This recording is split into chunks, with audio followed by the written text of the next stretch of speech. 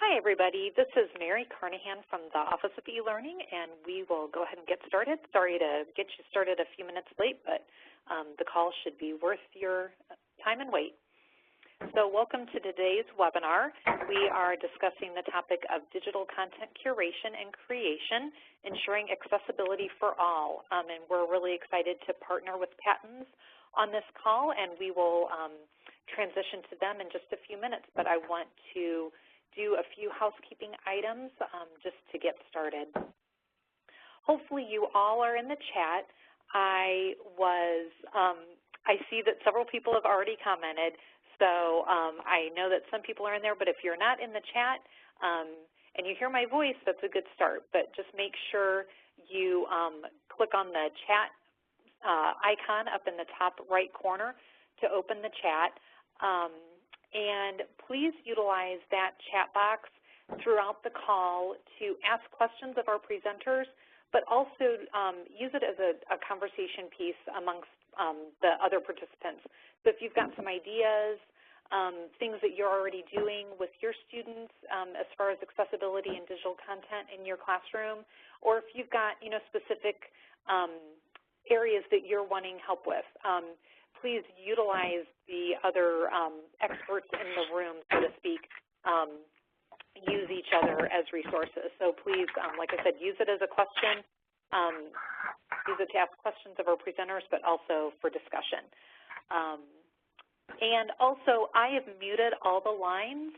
As you came into the call, please keep your line muted. That will keep out all the background noise that can happen. Bells ring, kids are called, people come in and out of the room, so please just keep your line muted so that we don't have that background noise, so that we can hear our presenters. So I just want to really quick touch on some other professional development opportunities that we have. This webinar is part of our eLearning Lab webinar series. This is the last webinar for this school year, but we will be back in August of next school year. So we'll take a break for the summer, but we'll have more topics. So please be watching Twitter and watching our website. And as we schedule topics and dates for the fall, we'll be posting those. And if you have an idea of a topic you would like to see us cover or something that you want to share, please reach out to me. You can reach any of us at elearning@doe.in.gov, and I'll include that email address in the chat box shortly. Twitter, hopefully you're using Twitter to connect with your network, with the Indiana network, and even outside of Indiana. But utilize that INELearn hashtag on a daily basis. Also, we have Twitter chats every Thursday night at 9 p.m. Eastern. This week's topic will be on our virtual and blended series with Michelle Eaton. We will be starting another book club here in a couple of weeks. This will be our summer book club. We'll be reading Blended, Using Disruptive Innovation to Improve Schools. So if you are interested in some summer professional development that you can participate in anytime, any place, read at the pool, read after your kids go to bed at night, read whenever it's quiet in your house, this is a great opportunity to get some professional development points and some professional development. Again, more information is on our website, and I'll share that URL in a bit. The Summer of eLearning, we're really excited. I believe this is our 6th summer of statewide conferences. So we have 22 conferences throughout the state, and those are in June and July.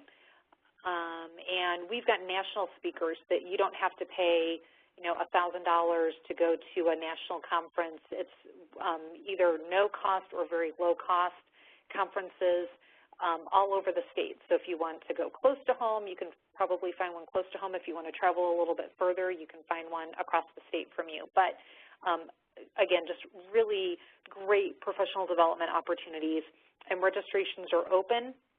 You can get that information straight from our homepage and connect to all of the local conferences that are available.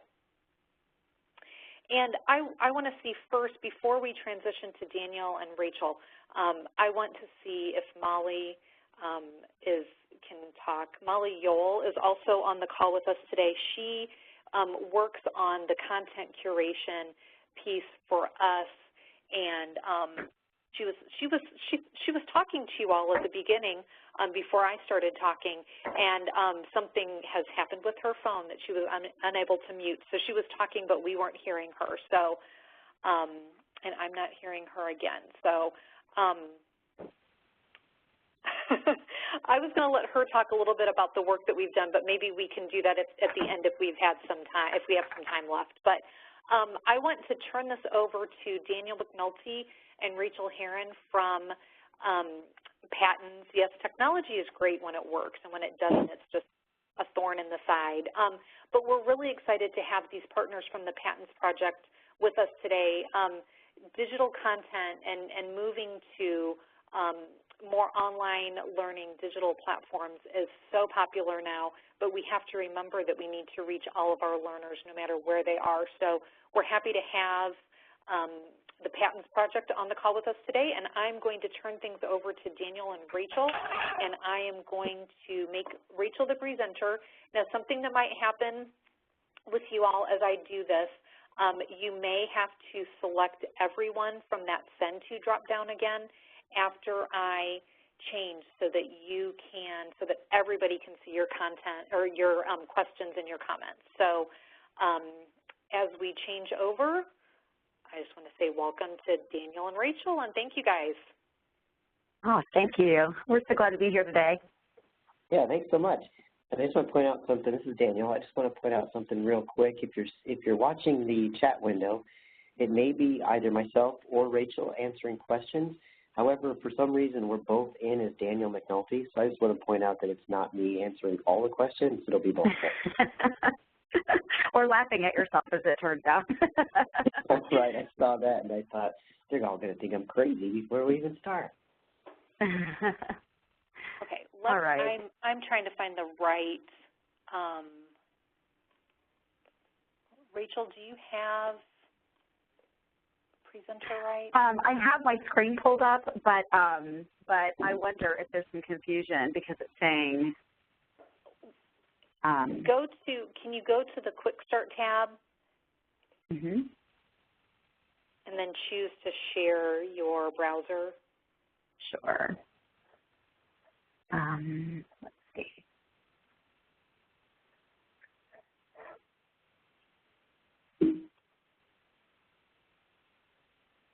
I think I have the right person selected. I am not seeing, there we go, Quick Start. I'm going to share my screen. Okay, are you seeing me now? Yes. Okay, I'm going to mute myself, and it is all you guys. Thank you. Terrific. Thank you so much. That was easy. Well, hi, everybody. I'm Rachel Herron, and I am with the PATINS Project, and we are so happy to be with you today. Daniel, you want to go ahead and introduce yourself? Sure, I'm Daniel McNulty. I'm the State Director of the PATINS Project, and we'll talk a little bit more about what the PATINS Project is a little bit later, if you're not familiar with us. But a little bit about my background. I am a special educator by training, and I have both my undergrad and graduate degrees in moderate and severe disabilities, K-12 from Purdue, and have taught in the classroom of K-6, moderate and severe disabilities, where I led that school's Universal Design for Learning pilot team for 3 years, and I've worked as a paraprofessional and a behavior specialist, and started a behavior consulting business for very young children on the autism spectrum, doing sort of a version of applied behavior analysis or discrete trial therapy. And then worked as a coordinator with the PATINS Project for 6 years, and now I'm finishing up my 5th year as the director. And so I find that I spend more and more time doing spreadsheets and politics and fun stuff like that. So I'm always excited when I get the opportunity to do something fun like this and partner with a great group like the e-learning folks at our Department of Education.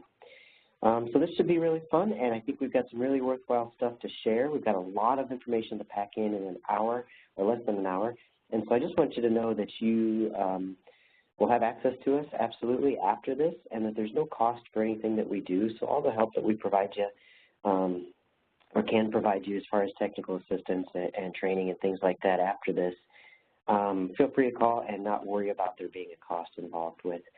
And really my passion is just leveling the playing field for people in general. And so providing a platform for students to have an equitable educational experience, which is a little bit different than, well, not a little bit, it's a lot different than having an equal learning experience. And so an equal learning experience means that all kids get the same thing. And that's not always what they need, and it kind of is in opposition to an equitable experience where all kids get what they need, not necessarily all the same thing. So they could be totally different things, but it's what they need, which provides opportunities, the same opportunities for access to the same educational experience. So that's me in a couple of minutes. And Rachel? Great. Hi, I'm Rachel Herron, and I am also I'm a patent specialist. I work for Daniel, and I have to say, I think that he nailed it on the head when he talked about his passion, because I think that educators go into this field for passionate reasons, and I feel extremely passionate and grateful to be able to start to work with teachers and students all over the state, and to be able to help spread some information and help out. But my background is in severe and profound disabilities. I was a classroom teacher for years, spanning from Indiana to Maryland. I have a master's degree in emotional and behavioral disturbances, and have really enjoyed working in the classroom with our students who sometimes don't stay the entire time in the classroom, figuring out new ways to educate everyone, because as Daniel said, everyone deserves this education. So I am thrilled to say that after being in the classroom for many, many years, I moved into an assistive technology evaluator position in Chicago and serviced all of Chicago public schools for 5 years before moving to Indiana, and I'm working as a behavioral consultant and assistive technology specialist before getting hired with the PATINS project. So I'm sure that you feel, as we do, that, you know, we're always looking for free, no cost to you, resources that might help and really just assist this process of education as we move through our year. So that's me in a nutshell. And PATINS project, this is what we do. PATINS stands for Promoting Achievement Through Technology and Instruction for All Students. As you can see, all is highlighted because we have definitely stressed that, haven't we, Daniel? Yeah, and absolutely. Just a really quick agenda, just housekeeping. We're going to talk about open educational resources and accessibility of the day, visual content considerations, and evaluation tools. And then we're going to talk a little bit about the ICAM, which is part of PATINS project and what we do. All right, Daniel, you want to talk about this? Yeah, let me talk about this. And this is, you're going to hear me, I might as well say it up front, because you're going to hear me refer to it as the Bagel. And we kind of started that as a joke because we didn't know what to call it, but now it has affectionately been named the Bagel, the Everything Bagel. And I just want to kind of talk about how why it's here and how it's come about. ESSA, the Every Student Succeeds, came out, and then in November 2015, a Dear Colleague letter from OSIP, the Office of Special Education Programs, came out, and they had a lot of similarities and a lot of really sort of drastic pushes towards getting all students achieving at a much higher level, and not just some students, but all students. And so our State Director of Special Education, Pam Wright, recognized that these were two important documents that were going to have a serious impact on everywhere, but of course her responsibility is the state of Indiana. And so I was in a meeting with her, and she was talking about these things, and she was using key terms like high expectations and shared responsibility and shared accountability, and those are all things that are right within my realm of passion. And so my ears perked up, and I sent her an email right from the meeting and said, I want to be a part of this, whatever you're doing, I want in. And she emailed me back right after the meeting before I even got to my car and said, we're meeting Monday morning at 9 o'clock. And so that was about a year and a half ago. And so a core team of people started meeting to discuss the similarities of those two documents and what sort of guidance we needed to provide to the state with regard to them. And a long story short, this is one of the first things that came out of that work. And so this is an infographic that has to do with the similarities of those two documents that the State of Indiana Department of Special Education believes is the direction that we need to go. And so if you kind of look at this, there's lots of ways to talk about this, but if you look at this sort of as a target, the bullseye is right in the middle, which is outcomes, and those are student outcomes, student achievement. And the way we get there is providing an equitable and accessible experience for all students. The ring right outside of that bullseye, the inner ring, the most inner ring, lists shared responsibility, high expectations, and shared accountability. And that's really what I'm all about. It's high expectations for all kids all the time. Shared accountability, so that means all staff in all buildings all the time with all kids, and same with shared responsibility. So all the adults in all the buildings are responsible for all the kids all the time. It's not my students and your students or special ed students and general ed students. These are our kids. We're all responsible for them, and we're all going to be accountable for them.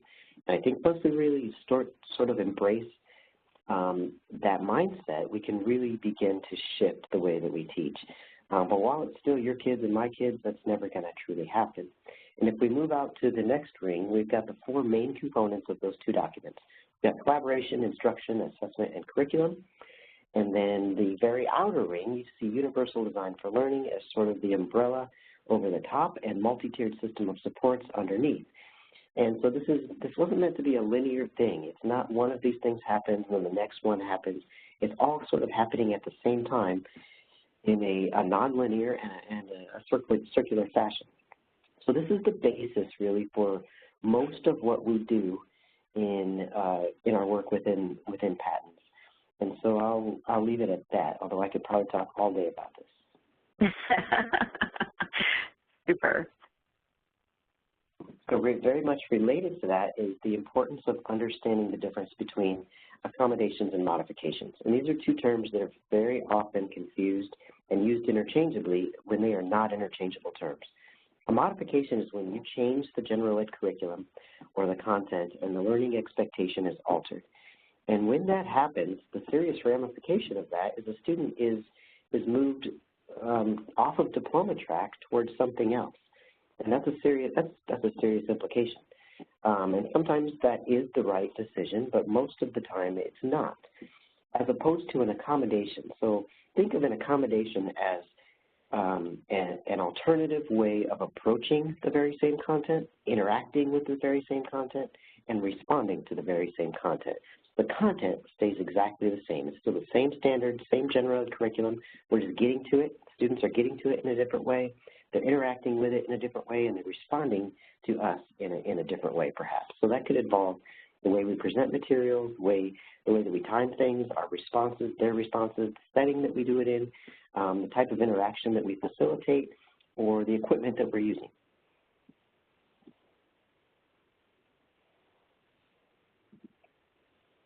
So there's a few components of that access when we're talking about just the accommodations part. So we're leaving the modifications part behind, and we're focusing on just those accommodations, which essentially leave students on diploma track.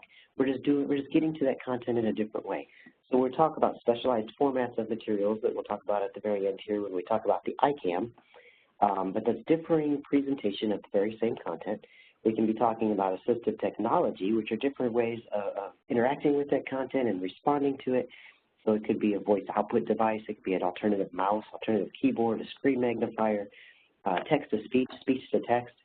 And then we talk about universal design for learning as well, which is the design of the whole learning experience, whether it's online, in person, a blend of both, and the design of those learning experiences from the ground up to be as flexible as possible so that as little modification or accommodating after the fact has to happen. And just to talk a little bit about, very quickly, the Universal Design for Learning and Assistive Technology, we have a Twitter chat every Tuesday night at 8:30, which is, I'll put the hashtag in, it's hashtag PATINS ICAM. And if any of you are interested in doing a Twitter chat to talk more about some of the strategies, I think it's a really exciting format of being able to get that information out each week. And we would love for you to participate. That's at 8:30 every Tuesday night. And I have that in the little box too so that you have that information. All right, thanks, Daniel. So diving right in to open educational resources, I'm curious to know how many of you are already utilizing open educational resources. If you wouldn't mind to just kind of popping that into the box so that we can see as we go, I would love to know if people are already utilizing and taking advantage of it. Absolutely, absolutely. Thank you, Molly. So what are open educational resources? Well, they are openly licensed. They're free educational materials. They're available for you to reuse and adapt and share. You can really change them and make them your own. They allow flexibility in your ever-changing educational landscape, which is just a really important thing. One of the things that has really been on my mind as we've been talking about open educational resources, or OER, I'll just refer to it that way, mouthful, but is that we have ever-changing information out there. And when textbooks are given to us, they're almost automatically already, changing. Things are changing around them. They're not flexible. And even if history changes, sometimes teachers don't even know that the information isn't the most relevant, isn't the most cutting edge, it isn't the most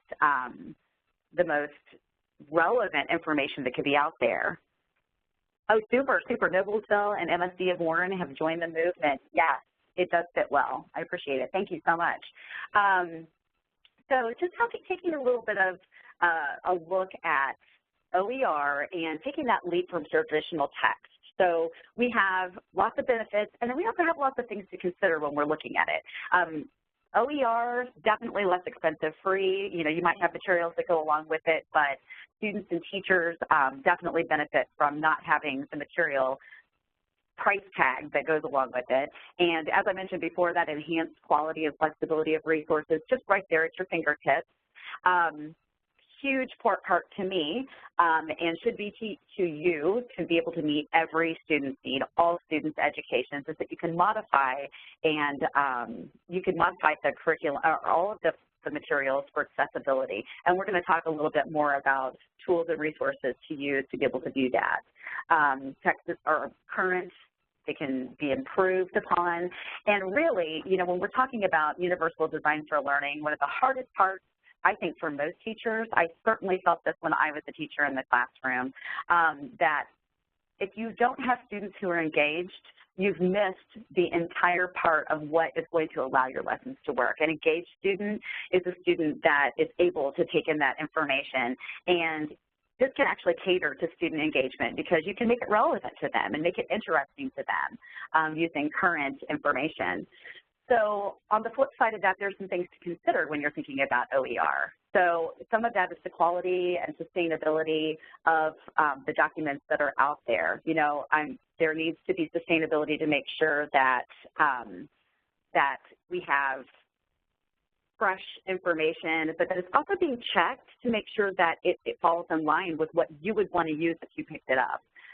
Lack of public understanding. I think that there is a large gray area when it comes to that term. I know from different Twitter chats that we have done with the community about OER that, a lot of times people don't even know what that stands for, and so that lack of public understanding really affects what happens when teachers are trying to move into that area. The documents aren't necessarily accessible. We'll talk about that a little bit later.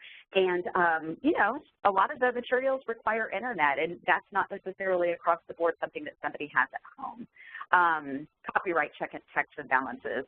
Oh, yes, the copyright infringements. And this is huge because we think about materials that we use online as being free in general, and they're not. Many things are copyrighted, and if you don't know that they are OER, then you might be using something that actually is not appropriate for you to be using at all, and could definitely be in a little bit of hot water having that happen, maybe not just a little bit of hot water. And then the importance of unpacking standards and content connectors when you're planning to make sure that that's part of it. And I see a comment in the chat box saying we need more teacher training on Creative Commons licensing. I absolutely agree with you, and that we will definitely reference that as we're moving through. So just how to get started. OER Commons is what, these are just a few websites or links on how to get started. There are so many resources out there, and, you know, I think that some of it, when Molly mentioned the Creative Commons, you know, and the licensing, we don't want to use anything that we're not supposed to use. And so to be able to be educated about that, these are just some of those links that you can use. Now, I have hyperlinked all of this, so when you click on it, it'll definitely take you straight to the website, and so hopefully you will be able to have this in your hands after we're finished with this presentation so that you can utilize those. But also how to get started, I thought it was really important for us to kind of look at some different things. Like, this is a 7-step guide to creating your own open educational resources, and just moving through some ideas of what you need to think about when you are starting to plan and use this. Yes, OER is easy to add to lessons as well. Super. And there are lesson generators that I'll share with you in a minute. Creating textbooks and multimedia, that's another area where you can have some good information. New York Times is that second link down there. They have lots of really good resources for you. But here are some educational sites that I think are just great. Khan Academy. How many of you have used Khan Academy? Anybody would like to pop in information?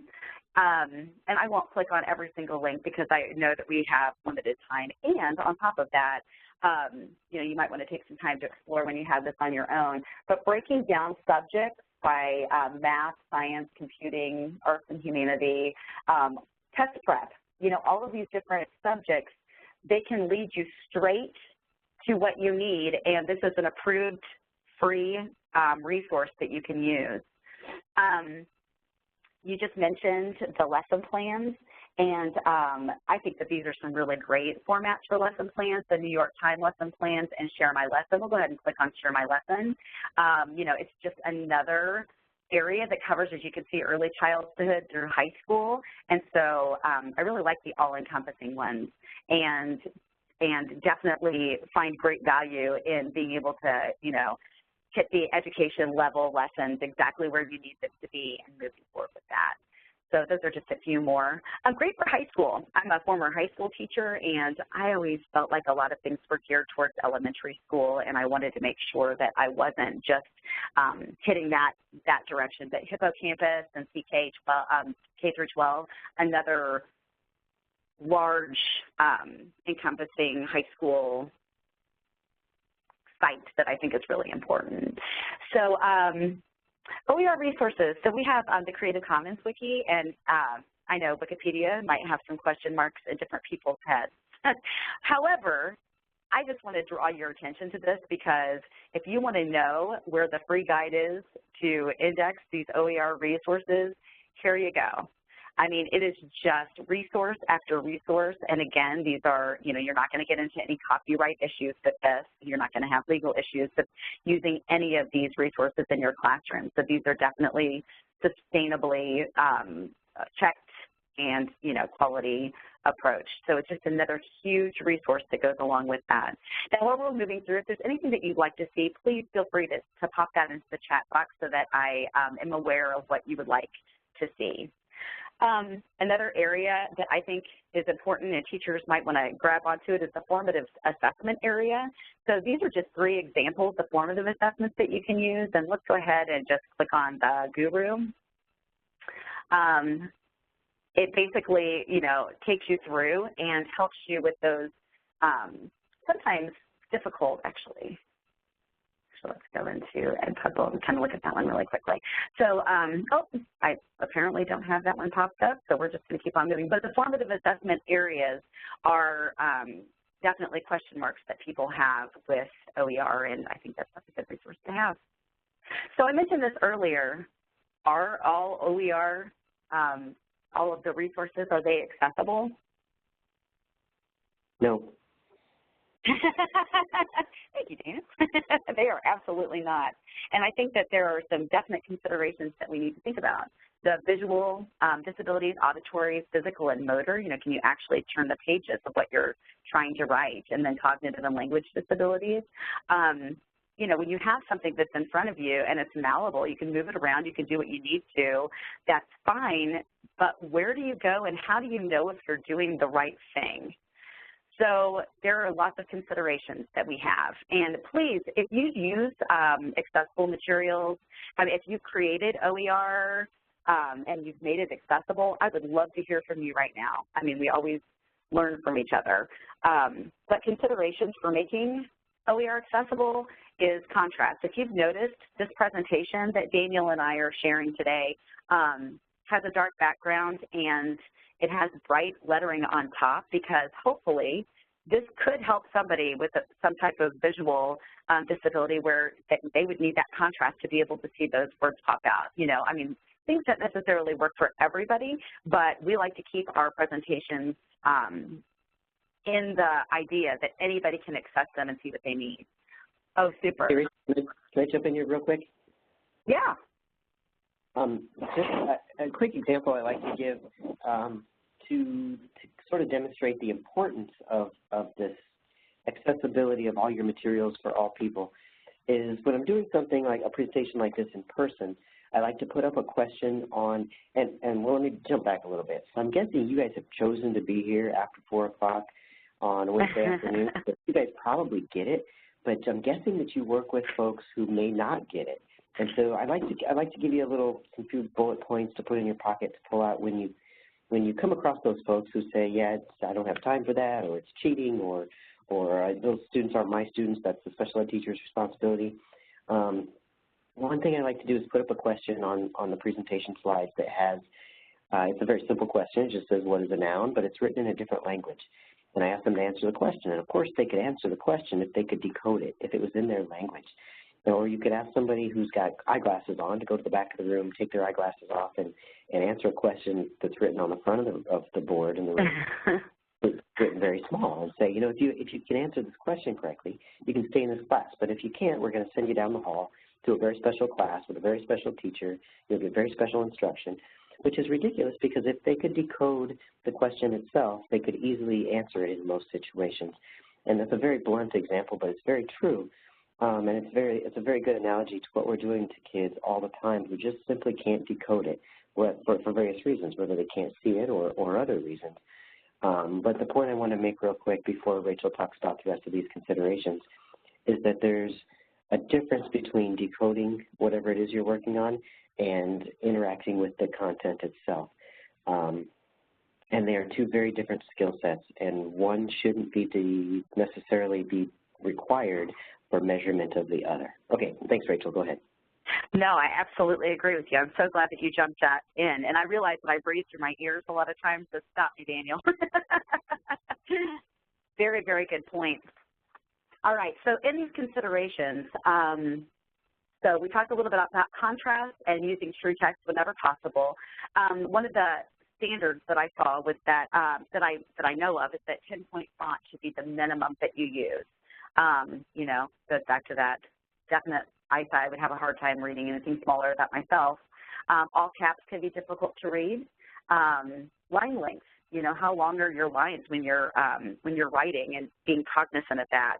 And differentiating links with underlines, not just colors. If you notice that I have captions, which is a link that takes you to a caption source. That's underlined, and that tends to do that naturally, and they're just saying that you could do it by color, but when you're thinking about differentiating, you want to make sure that you put that line underneath. And alternate text for pictures. If you look at this, even this presentation, you'll see that there are alternate texts that are put underneath the pictures and the everything bagel that Daniel shared earlier, because if you are listening to this instead of if you're auditorily reading instead of visually reading this, then you aren't going to know what that picture is necessarily, depending on your why. So, super. Daniel said that if you suspect the visual difficulties, 18-point is usually a good choice. Absolutely. Yeah, it's not always better, but, you know, that's that personal choice too with students that you're working with as well. All right, so I'm kind of sliding through here. Sorry, head back. Captions and captions. I just wanted to take you really quickly to that link. This is basically Amara, which is Video Global Accessibility for subtitling, and I just wanted to share that link with you today. So feel free when you have this in your hands to check that out as well. So creating accessible OER. Here are a few resources to help do that for you. But that being said, you know, there are a lot of guidelines that are out there. There are a lot of things that you need to be thinking about. And how are you going to take that information later and truly figure out what happens with it? So I want to show you, this is called the WAVE. And this is a web accessibility evaluation tool. You can use it through extensions in Chrome and Firefox. And it basically really breaks it down to tell you what is going on when you are trying to make something that's a little bit, when you're trying to make something that's accessible and you're not sure if you've been successful or not. So I'm going to go ahead and flip back to this OER. Actually, let's go to, let's see, bear with me for 1 second. I'm just going to flip back and pull up. This should be. So this is a web accessibility for designers. Lots of good information about things that you should think about. Some of them I mentioned, some of them I didn't. But if I go up to the corner of my page, and you can see that there's a little W in my toolbar because I've added that extension, if I click that, is it going to work on this? Actually, I don't know that it works on PDF. Hold on for 1 second. Let me get a better example for us.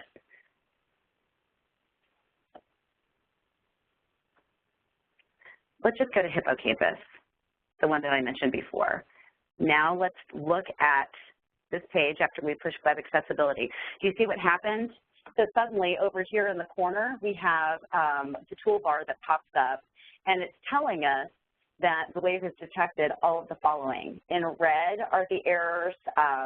There's alerts, there's features, and it gives you a lot of different information. For example, if I come over here and I click on this little red button, which tells me that it's an error, it's going to tell me exactly what it is. An image without alternative text results in an empty link. And we mentioned before, if you have alternative text, that means that there's underlying text that's been placed in so that everybody can access it. So, you know, if you just move through this little button right here for, it says Alt, so if you click on it, alternative text, again, it says image alternative text is present. So it's going to really talk to you about what's going on in your page, and there's a lot of information to be gleaned just by having that extension added to your toolbar when you're looking at it. All right, so that's just an example of what that looks like. And sorry, clicking quickly through. So that's called the WAVE, and that is that's the one that we tend to use the most. And again, it's an extension that you can put on. And I just gave a little example of what that looks like. We have the United States Access Board, and as you can see, these are the issues or the alerts that pop up that are really giving a lot of feedback to the person who's creating that. Okay, so do we have any questions about the resources that have been shared, or do you have any that you use in your classrooms that you'd like to share as well? Rachel. Oh, super. Thank you. Go ahead, Daniel. I'm sorry, what did you say? No, I was just going to say, while people are thinking, I have one that just came to mind that I probably should have put in here, but I will get the link and I'll put it in the chat window. It is the Center for Online Learning and Students with Disabilities. Has a great resource that is sort of a matrix of it's not comprehensive of all the products out there, but there's a lot of software and learning management system like types of products listed there, and it lists whether or not they have a I just lost the name of it. It's a document that refers to the accessibility of their product and which pieces of it are accessible and how accessible they are. And let me look it up here, and I'll paste that link into the chat window. Online Learning, Disabilities. It's the Center for Online Learning and Students with Disabilities. and under resources on their site, it's called the VPAT, yeah, it's the Voluntary Protocol for Accessibility. And here comes the link into the chat window now. And so that VPAT is a really important thing to consider. And so I want to talk about, and so if you're considering a product that doesn't even have a VPAT available, you should immediately get up from that table with your money and walk away and go look for a different product. And that's the only way that publishers and developers are going to make accessible products is when the demand is there. So we have to create that demand. That's our responsibility. But I know this particular presentation is really about the curation of content rather than the purchase of content. And so there are a lot of learning management systems listed in there. And there are two pieces that I like to talk about. So there's the content itself, whether you're buying it or creating it or curating it. There's also the learning management system, the house, the box that you're putting all the content in. And both of those two things have to be equally accessible, or the inaccessibility of one damages the other. And so I think there's a lot of districts that don't necessarily think of it in those terms. A lot of times, like if you happen to be on the tech side of things, on the IT side of things, you may be looking for a good learning management system, and you may even find one that is pretty darn accessible.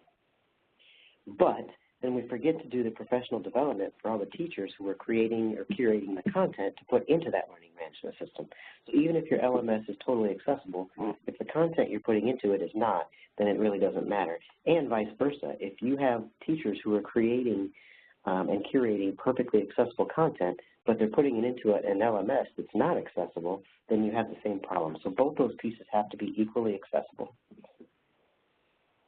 Oh, that's all right. Super valuable. Thank you so much. Yeah, definitely. Absolutely.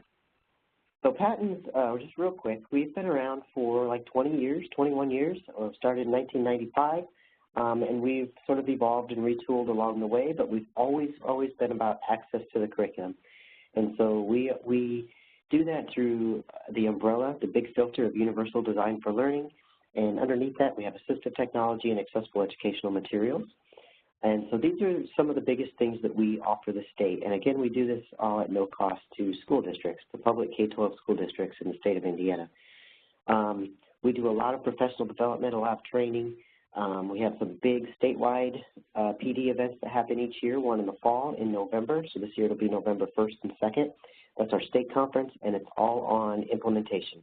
So there's no vendors, it's all implementation. And we bring in the best national and state presenters that we can find for that. And the call for papers will be opening for that very soon, as well as registration. We have an opposite event. It happens in the spring. It's our Tech Expo. And that is the opposite in the sense that it is all vendors. So we do those separately to sort of separate the bias out of presentations. And when you go to the all vendor sessions, you know you're going to a vendor session. And then in between, we do hundreds of trainings all year long, all over the state. And we have a refurbished computer program and a lending library of hardware and software that we can loan you for 6 weeks at a time to try stuff out before you decide to make a purchase. But one thing on here I want to talk about a little bit more is the AIM grant opportunity, because I hope to open that grant for next year either tonight or tomorrow. What that is it's an application process, and we'll take 8 to 10 school districts to work with intensively for the entire school year.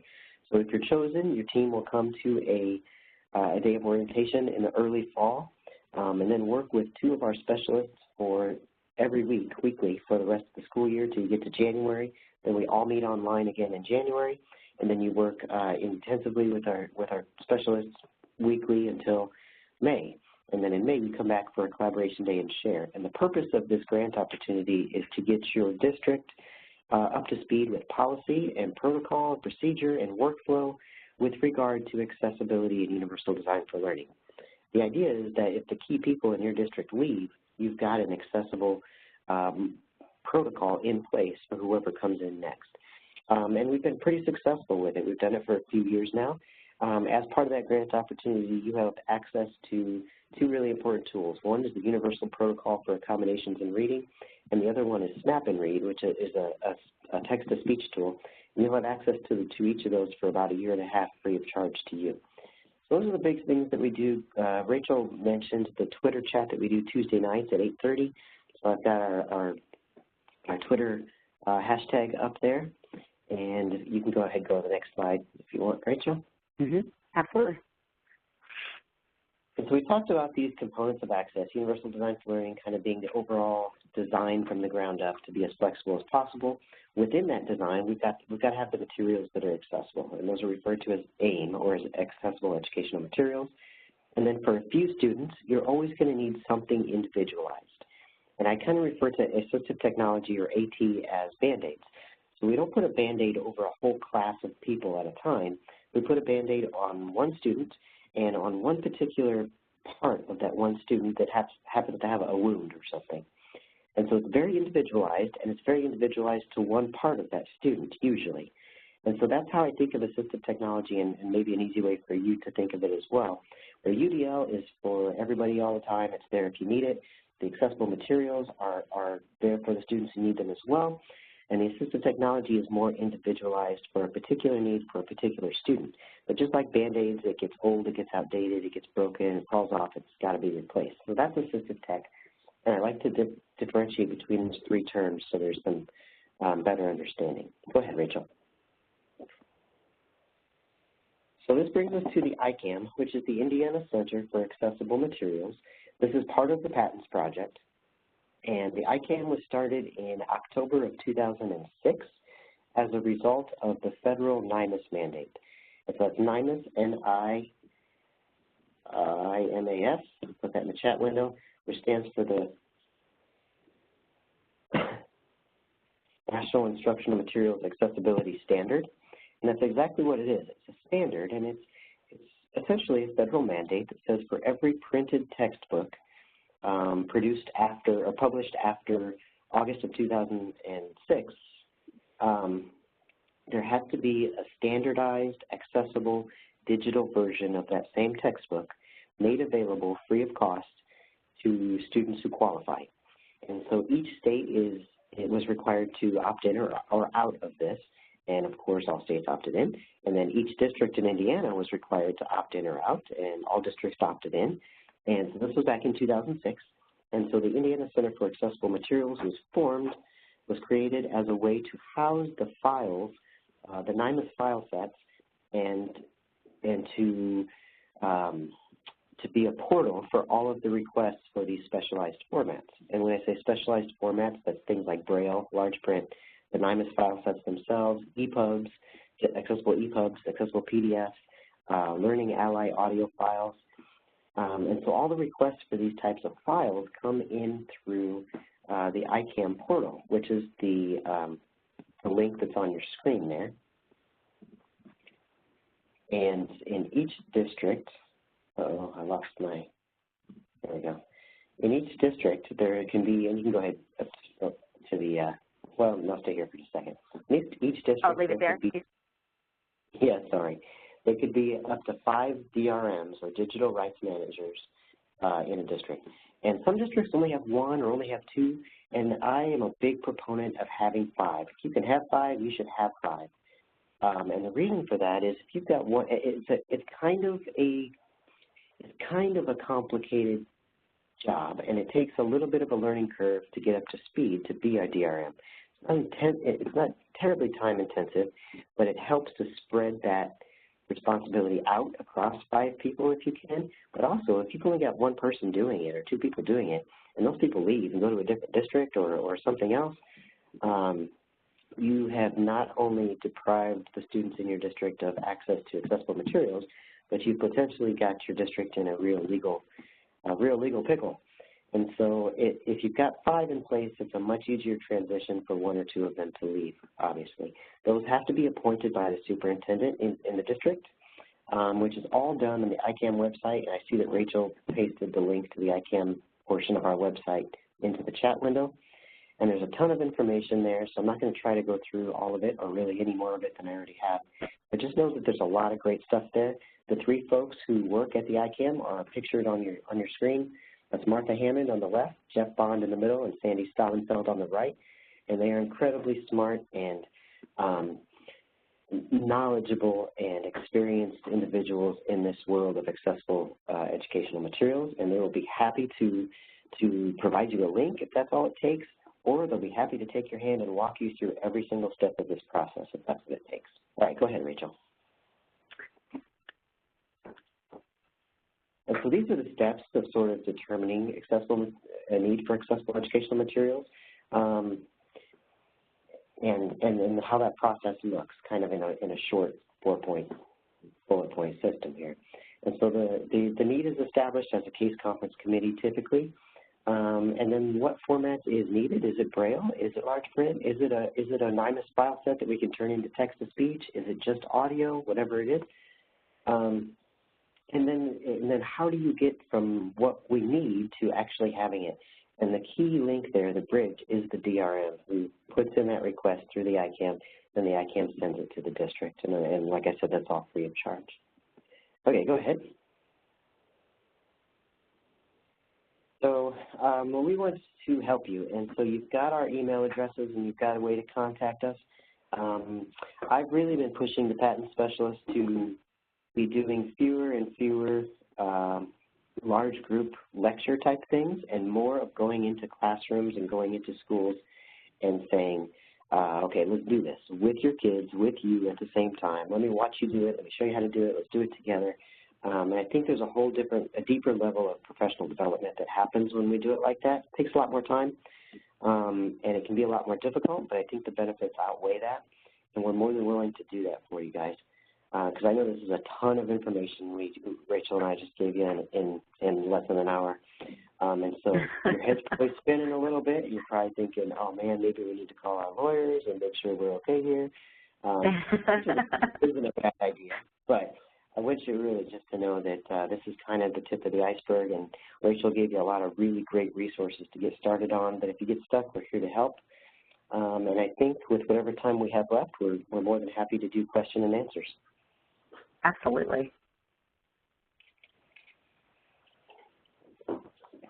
I posted our email addresses into the box if you didn't catch them at the beginning, and please, he stated it, but please use us as resources, and we'll make sure that we point you in the right direction if we aren't the people who can directly help you. And I'll also add that we are a fairly small staff that tries to cover the whole state of Indiana. And so if you do contact us and don't hear back in 24 hours from us, don't ever hesitate or feel bad about contacting us again, because probably your email just ended up on the bottom of a stack of 100 and we just haven't gotten there. So email us again and get your email back on the top of that stack. And I also wanted to give a quick plug while you're thinking about questions. I actually worked on a team that participated in the AIM grant before I was hired with PATINS. And I can't stress how valuable, from a teacher's perspective, how valuable it was to start establishing those conversations of making sure that students have their materials given to them in a timely fashion and that there are systems in place, like Daniel said. So it was really very, very life-changing for the school district that I supported for this. And I just wanted to say that as the applications are getting ready to roll out, that, you know, definitely something to consider that would only help your school. Yeah, and we have like 1 or 2 minutes left. I want to say that Rachel was just really, really humble about that. And what actually happened in that school district was some really amazing stuff. And I want to point out one particular story, and it's a student whose name is Kaylee, who had a Lexile score of 0 at the start of this. And through the UPAR, the Universal Protocol for Accommodations in Reading, it was determined that Kaylee was an auditory reader. She was reading auditorily quite well, way above grade level. But when you forced her to read visually, she was way below grade level, Lexile of 0. And so essentially through this protocol for accommodations in reading, she was provided materials that were flexible enough and accessible enough to be read by a screen reader, and she was provided a screen reader, text-to-speech essentially, for about 6 or 7 months, I believe, and then tested again without those tools, without the text-to-speech, and her Lexile score jumped considerably. And I always forget the number that it jumped to, but it was like 262 or something like that. Yes. And so what that points to is she was not only accessing the content using those tools, she was also learning to read by using those tools. And the one point I like to leave people with is that the greatest predictor of reading growth, which is what we want, the greatest predictor of reading growth is time spent reading. And students who can't decode for whatever reason are spending 0 time reading. And so that's a pretty simple formula there for improving reading scores. We just have to have the tools in place to make it happen. So Rachel was a part of that team that made that happen. And she was so good at it that we stole her from that district. I appreciate that. Now I'm crying on the other end. So Sarah, I know. Takes very little, Daniel. You know that. Yeah, links for the application grant. Daniel. Sarah, go ahead. Sorry. Sarah, No, go ahead. About link for the AIM grant. It is not out yet, but I hope to have it out tonight or tomorrow.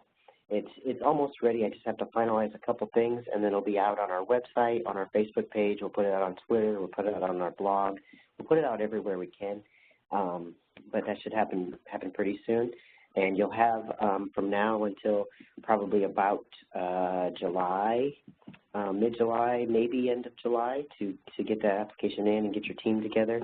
I'll choose teams pretty quickly then, and then we'll have our orientation day, I'm hoping, in the middle of August, mid to late August.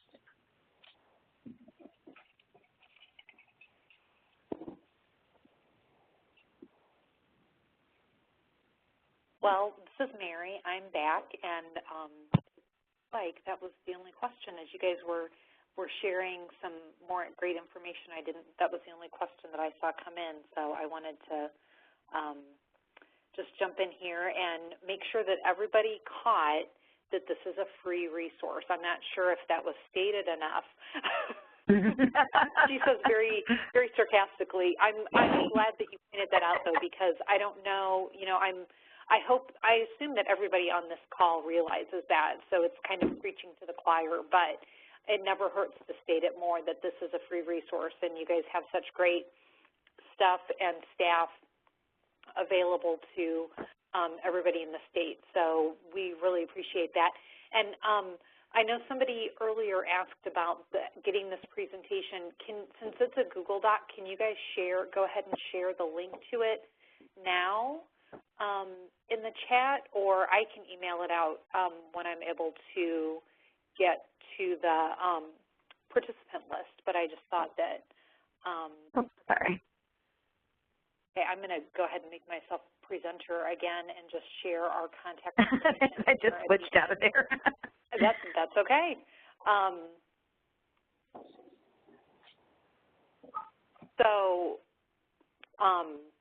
Thank you to Daniel and Rachel. Again, such great information, and again, so important to be able to reach all learners. And just thinking, there are so many things that are helpful to our special needs students. We think about them and making things accessible to them, but so many of the things that are mentioned for that population are helpful to all students.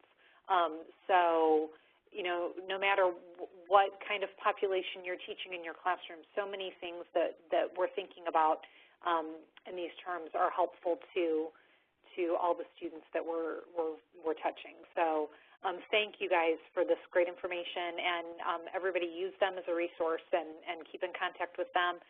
And as far as keeping in contact with us, here's some contact information for us. Really everything can be accessed from our homepage, which is the first link there.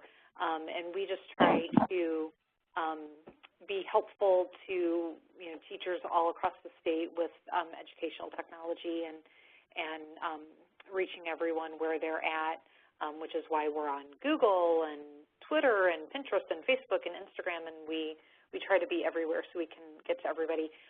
Thank you for sharing the link to the presentation. So if you're interested in the presentation, there's the link to it. I can share it again.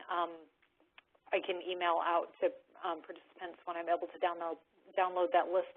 Also, I've been recording this webinar, so that I should have that posted early next week, so that you all who were on the call and who just want to hear some things again can view it, or it can be shared with friends and coworkers who weren't able to attend. But we archive all of our webinars so that they can be viewed again at a later date. So thank you, everybody, for staying a few minutes late. Thank you for your patience with us. We started a few minutes late with our technology issues.